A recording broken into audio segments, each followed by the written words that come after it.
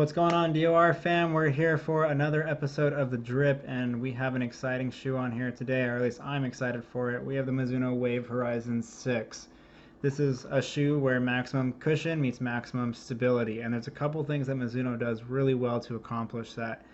In this shoe, they are using Mizuno Energy as a foam to help soften up and give you that maximum cushion throughout. It is full length, it rides down the midline, and then it is laterally biased as it goes through the forefoot. For those that do like the traditional euphoric midsole that Mizuno has been using, more EVA, firmer based shoe that you've seen in the past from them, still relatively soft. It's still a foam that compresses, but it's in the full length as well, but it also hugs down and encapsulates that Energy midsole right there, and also comes down the medial aspect of the shoe, almost holding it together. And so this is Energy core right there with some euphoric around it. So it gives it a nice little structure to the shoe, and what the Mizuno Wave Horizon 6 does really well is create very nice and balanced natural transitions. I'm not usually someone who needs a whole lot of stability, but I have appreciated some of the guidance that's come from this shoe in the past. The Horizon line has always been a favorite of mine. Now, with that said, a lot of the premium things that come with this shoe, whether it's also the upper or some of the structure around it, the shoe does carry a little bit of weight. The previous model was 11.6 ounces. They were able to drop some weight off of it, and it's now down to 11.2 ounces. And I think it's noticeable. I think the ride does feel a little bit more balanced throughout. One thing I forgot to mention a second ago is that they are doing what they are calling a structured wave coming through here. It's basically a dynamic foam wave with a little bit of rubberized material as well that goes through there. So they're creating rigidity, but dynamic rigidity. They're creating, it's not a firm plastic or real hard foam post that's going on the medial aspect of the foot. It's more something that still has a little bit of compression and lets you still do what you want to do with it. So overall, the shoe still is really stable on foot, natural transition. Nothing feels overdone in this shoe, and I really appreciate that. When you take a look at the platform itself, the platform has a wider base throughout. It's got these moderately deep flex grooves that go through the forefoot. So the platform is pretty rigid. If I go to bend it, not too much bend. I'm pushing pretty hard, at least for me there. But when you load it with your full body weight, you get a little bit of forefoot flexibility when you do that.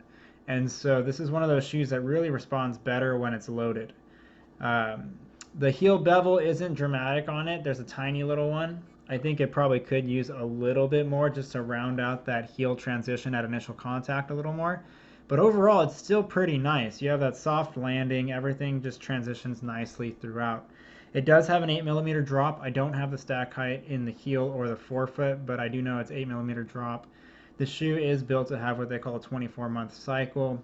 A little bit of increased durability, something that you can do a little bit of everything in as far as like wear it to work, stand around, do your runs in. The outsole durability is meant to be high, the midsole durability is meant to be high. So all around, this is meant to be a premium shoe that you can get your money's worth out of. Retail, it is supposed to be at about $170, so they're trying to make sure to do their best to make sure the shoe lives up to that. But the Wave Horizon series has always been a favorite of mine. 11 ounces is pretty heavy. 11.2 ounces is definitely on the heavier end for a training shoe these days, but I've always compared it a little bit to the Cadillac, where it's a little bit top heavy, definitely a heavier shoe, but everything on it's luxury. And the lightweight, the upper is definitely much more lightweight, definitely comfortable on foot.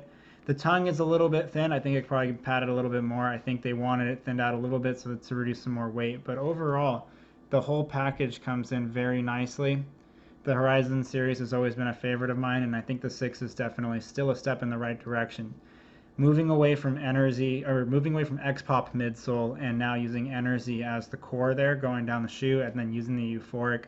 I'll call it a post just because it's a different density, but it's not really, it's a non-traditional posting. Seems to work really well, and it's integrated very well, and the transitions are very smooth. So overall, the Horizon 6 definitely very balanced. For having a comfortable upper, it does have a little bit of structure along the medial side here and really does help hold the foot well. So it's a shoe that I've been reaching for my easy days. I don't quite think I'd reach for it for long run days. It's just a lot of weight to move around for a long period of time. But if I'm doing some easy shuffling, warming up, cooling down, or just easy day mileage, it's something I've definitely reached for. So that's the Mizuno Wave Horizon 6. If you enjoyed the video, please follow us at doctorsofrunning.com or any of our social channels.